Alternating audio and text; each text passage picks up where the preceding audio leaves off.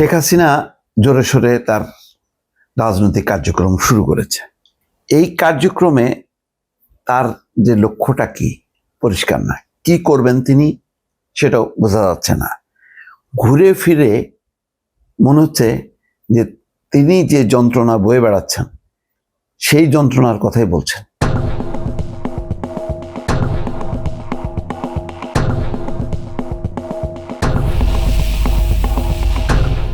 তার পরিবর্তে কেন ইউনূস সরকার ক্ষমতায়, এটাই যেন এখন মুখ্য বিষয়।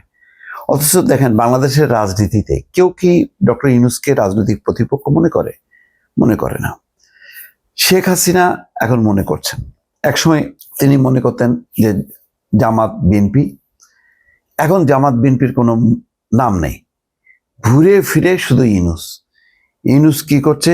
ঘরে ঘরে নাকি হত্যাকাণ্ড চালাচ্ছে, পরিবারের সদস্যরা রেহাই পাচ্ছে না। 15 বছরে তার উন্নয়ন খতিয়ে এনে তুলনা করে বলতেছে আওয়ামী লীগের দোষ কোথায়। এখনো তিনি দোষ খুঁজে পাচ্ছেন না। ভার্চুয়ালি আওয়ামী লীগের সাথে এক আলোচনা সভায় তিনি এই কথাগুলি বলছেন, আনন্দবাজার পত্রিকা এগুলি বলছেন। এই যে আওয়ামী লীগের দোষ কোথায়, আমার দোষ কোথায়, তিনি বুঝতে পারলেন না, এবং এখনো আমার ধারণা যে বুঝতে পারছেন না। বলছেন যে 15 বছরে বাংলাদেশে কি কি হয়েছে এবং 15 মাসে কি হচ্ছে এসব হিসাব করে দেখুক, তবে বোঝা যাবে তখন কি হয়েছে এখন কি হচ্ছে।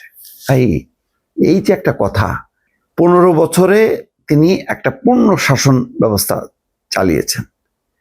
নির্বাচিত শাসন ব্যবস্থা বা স্বৈরাচারী শাসন ব্যবস্থা, যাই হোক না কেন, শেখ হাসিনা ক্ষমতায় ছিল, তার পার্লামেন্ট একটা ছিল, ভাঙাচোরা পার্লামেন্ট হোক, যাই হোক না কেন, তার পুলিশ সেনাবাহিনী পুরো একটা পরিপূর্ণ পূর্ণাঙ্গ একটা কাঠামোর মধ্যে তিনি পরিচালিত হয়েছেন বা তিনি সেটাকে পরিচালনা করেছেন।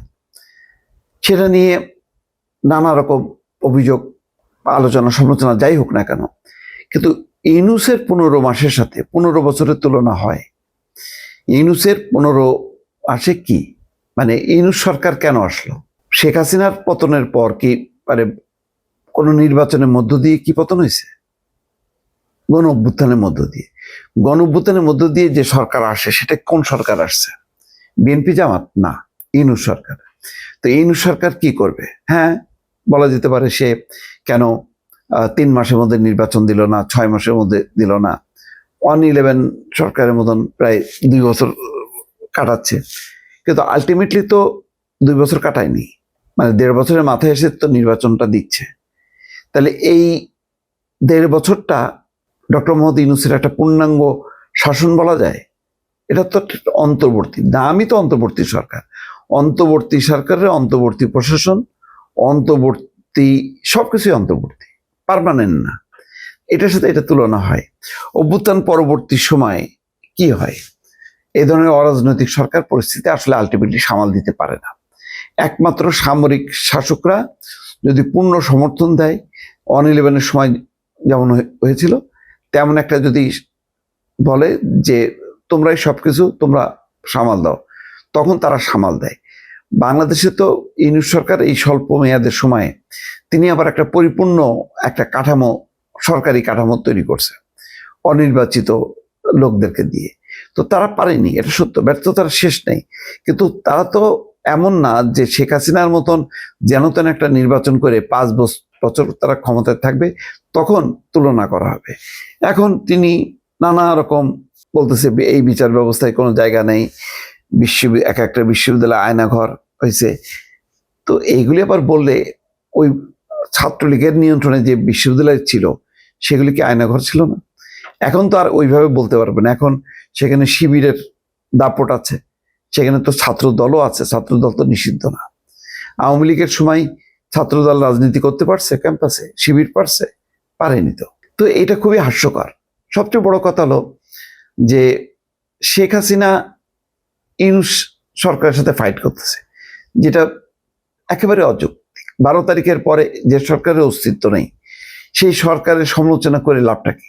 শেখ হাসিনা নিজেকে যদি নির্বাচিত সরকার মনে করে, তো সেই সরকার এত নির্বাচিত সরকার, তো সেই সরকারের বিরুদ্ধে ব্যাংক লুটপাটের কথা বলা হয় কেন? শেয়ার বাজার লুটপাটের কথা বলা হয় কেন? পাচার, অর্থ পাচার, দুর্নীতি, এটা তো চরমে ছিল। এটা কি কেউ অস্বীকার করবে।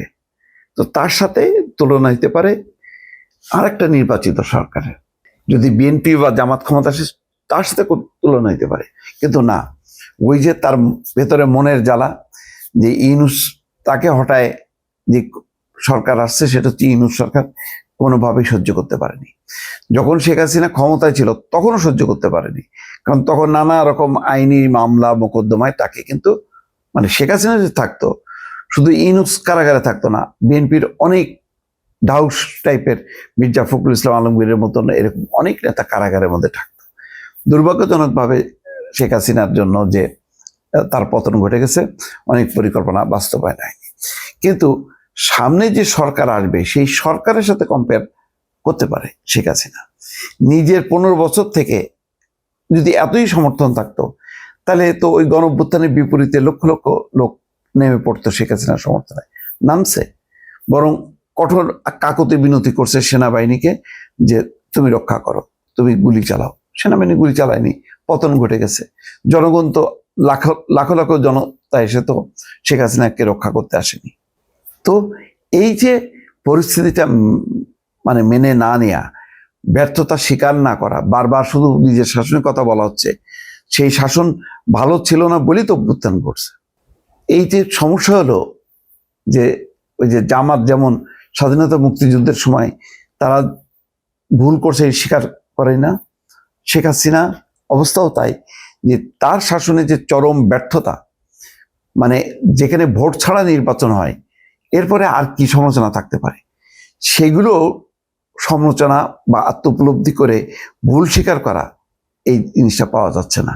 সেম যা জামাত তাই আওয়ামী লীগ। ওই জন্য দেখলাম না যে ওই মাহফুজ আলম বলছে যে জামাতের বিকল্প হাসিনা, জামাতের বিকল্প আওয়ামী লীগ, আওয়ামী লীগের বিকল্প জামাত। কথাটা কিন্তু ভুল বলেনি দর্শক।